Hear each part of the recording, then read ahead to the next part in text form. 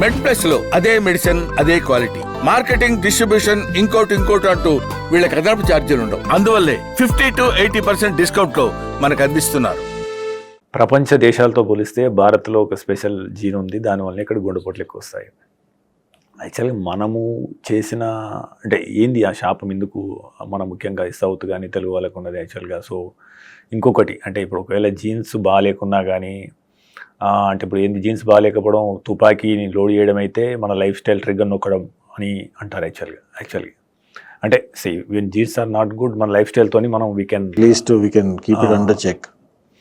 So అంటే దాని గురించి వివరించండి, how our genes are, so what are, ఎందుకు అసలు అట్లా జరిగింది, మనం what need to do. We are naturally selected with certain genes అండి, వేర్ మన హోమోసిస్టిన్ లెవెల్స్ ఎక్కువ ఉంటున్నాయి, మన ఎల్పి లైపోప్రోటీన్ ఏ లెవెల్స్ అంటున్నారు అవి ఎక్కువ ఉంటున్నాయి. We are genetically prone to have those genes which are expressed more.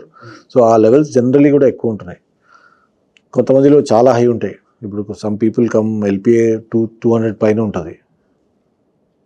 Unfortunately ఇప్పుడు మేజర్ మెడిసిన్స్ లేవు దాన్ని కంట్రోల్ చేయడానికి. హోమోసిస్టిన్ అయితే మనం విటమిన్స్ అవన్నీ ఇస్తే కొంచెం హోమోసిస్టిన్ రివర్ట్ అవుతుంది.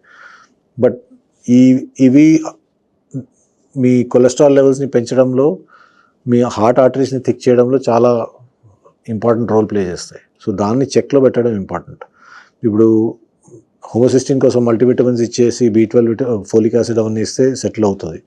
లైపోప్రోటీన్ ఏకి మేజర్ మెడికేషన్ ఇంకా రాలేదు. ట్రై చేసిన మెడిసిన్స్ అన్నింటిలో చాలా సైడ్ ఎఫెక్ట్స్ ఉన్నాయని స్టాప్ చేశారు.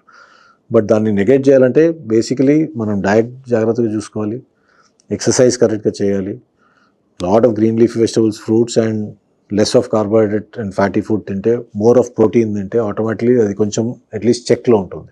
సో ఇంకో డాక్టర్ గారు యాక్చువల్గా అంటే సాధారణంగా గుండె సమస్యలకు ఒత్తిడి ఏ రకంగా కారణమవుతుంది అనేది ఇంకోటి ప్రధాన సమస్య. యాక్చువల్గా మనం కార్పొరేట్ ప్రపంచంలో ఉన్నాము. సో అంతకుముందు ఇల్లు కట్టుకోవడం అంటే రిటైర్ అయిన తర్వాత ప్లాన్ చేసుకునేది యాక్చువల్గా. ఇప్పుడు జాబ్ వచ్చిన మొదటి నెలలో లేదా ఒక సంవత్సరంలో తీసుకుంటున్నారు, కారు తీసుకుంటున్నారు, ఈ స్టేటస్లు చూసి వారు అక్కడికి వెళ్ళారు వీళ్ళు ఎక్కడికి వెళ్ళారు అని చెప్పేసి పోల్చడం, క్రెడిట్ కార్డ్ మీద బతుకుతున్నాం. సో ఇవన్నీ ఉన్న తర్వాత ఈఎంఐ రాగానే అందరికీ ఓ రకమైన ఒత్తిడి వస్తుంది, జాబ్ ఉంటుందా పోతుందా అనే ఒత్తిడి. సో ఆ లైఫ్లో ఉన్నాం ఓ రకంగా. సో ఈ స్ట్రెస్ గుండె జబ్బులకు ఏ రకంగా కారణమవుతుంది అంటే ఒక ఎక్స్పీరియన్స్ డాక్టర్గా మీరు ప్రజెంట్ యువతకి ఇచ్చే సలహా ఏంటి? స్ట్రెస్తో ఏమవుతుంది, మనకి బాడీలో అడ్రినల్ లెవెల్స్ పెరుగుతాయి. ఆ అడ్రినల్ లెవెల్స్తో ఏమవుతుంది, మన హార్ట్ రేట్స్ పెరుగుతాయి, మన బ్లడ్ ప్రెషర్స్ పెరుగుతాయి. అవి పెరిగే కొద్దీ ఆటోమేటికలీ యువర్ స్ట్రెస్ రెస్పాన్స్ పెరుగుతూ ఉంటుంది. హార్ట్ రేట్స్ పెరగగానే ఆటోమేటిక్లీ మీకు మీ బ్లడ్ ప్రెషర్ పెరగగానే automatically that's a risk factor 1. Second, stress వల్ల మీ నిద్ర చక్కగా ఉండదు. నిద్ర చక్కగా ఉండక మళ్ళీ సేమ్ అడ్రినల్ లెవెల్స్ పెరగడం అవుతుంది. స్లీప్ చక్కగా లేక మీ బాడీ రిలాక్సేషన్ తగ్గిపోతుంది. So these are all an undercurrent for heart problems. So unless and until first of all I think కొంచెం అల్పసంతోషి ఉండాలనుకుంటా. అది ఉంటే ఆటోమేటికలీ సగం ప్రాబ్లమ్స్ సాల్వ్ అవుతాయి. మనం వేరేవాడు ఏం చేస్తున్నాడని చూసుకుంటాం కానీ మన దగ్గర ఏముందని చూడం most of the time. That's I'm being a little philosophical ఇక్కడ, but it's part of the whole health process అనుకుంటా. So I think it's important to be content and be happy with what we have. అది ఉంటే automatically I'm not saying progression కావద్దని కాదు, progress అవ్వాలి, కానీ it should not be so fast that you cannot cope up with it. నీ ప్రయత్నం నువ్వు చేయ ఫలితం మాత్రం బాగుంది కదలే ఎట్లా ఉన్నా అది. And too fast progress possible కూడా కాదు. అది ఆ దాంట్లో సగం మంది ఐ థింక్ తేడా పడతాడు. అంటే ప్రతిసారి అడ్రినల్ రష్ ఉండాలని కోరుకుంటే అవ్వదు. Everything cannot be a target.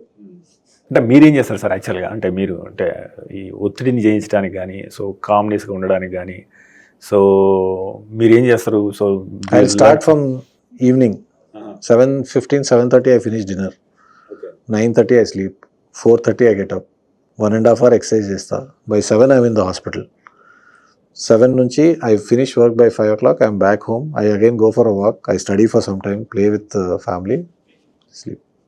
That's my regular day. One off times we go for a party. Sometimes social events ఉంటాయి, తప్పదు. But this is my regular lifestyle.